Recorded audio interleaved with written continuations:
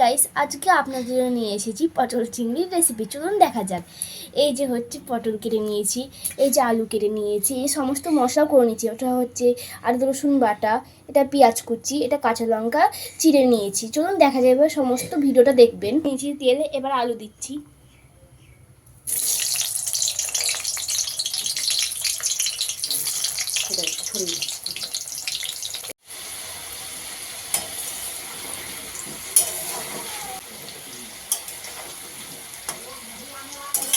এবার আমরা চিংড়ি মাছটা ভাজা করে নিচ্ছি।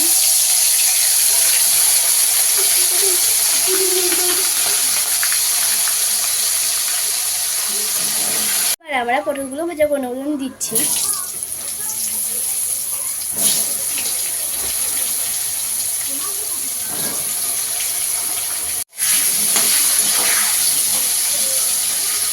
এই যে আমাদের সব ভাজা হয়ে গেছে, পটল, আলু, চিংড়ি।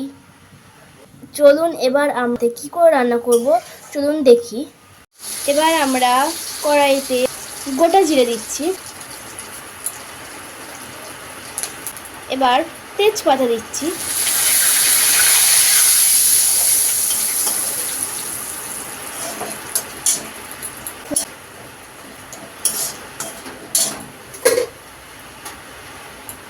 এবার আমরা পেঁয়াজ কুচি দিচ্ছি,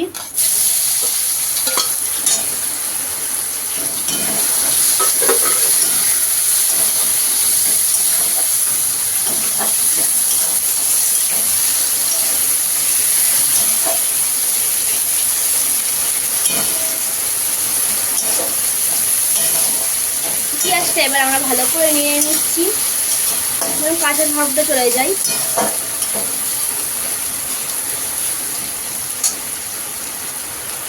পুরোপুরি পেঁয়াজটা ভাজা হয়ে গেছে।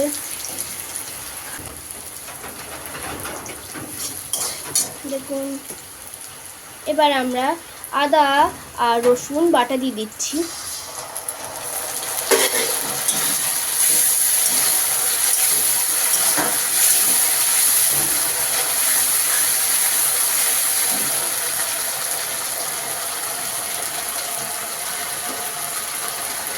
এবার আমরা জিরে গুঁড়ো দেবো,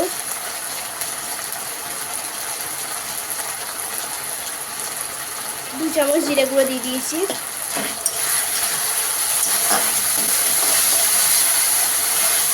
কিছু হয়ে গেল, কিন্তু আবার ওখানে বলবো নাকি।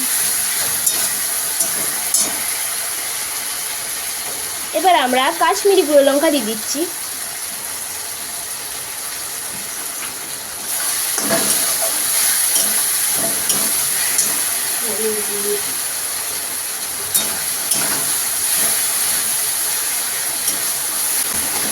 এবার আমরা লঙ্কা কুচি দেবো,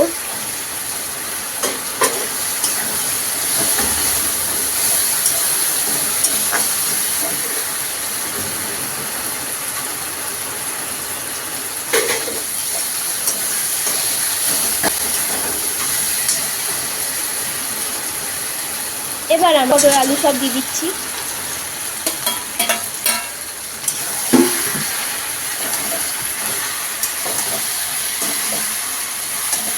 এবার আমরা হলুদ দেবো,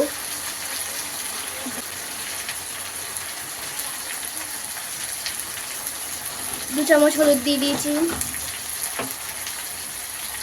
স্বাদ মতো লবণ দিচ্ছি,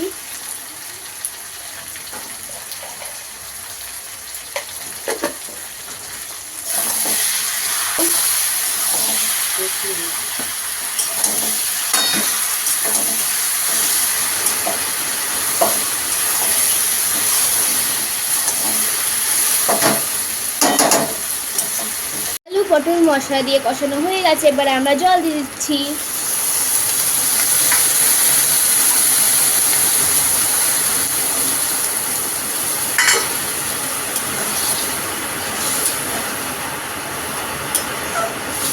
এবার জলটাকে ভালো মশলার সাথে মিশিয়ে নিচ্ছি।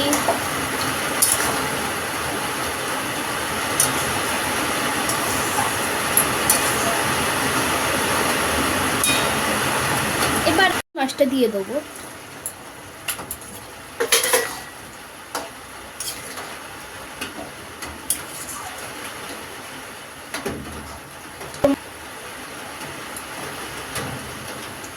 আমি এটাকে 10 মিনিট চাপা দিয়ে রেখে দেবো। এবার আমরা গরম মশলা দিয়ে দেবো।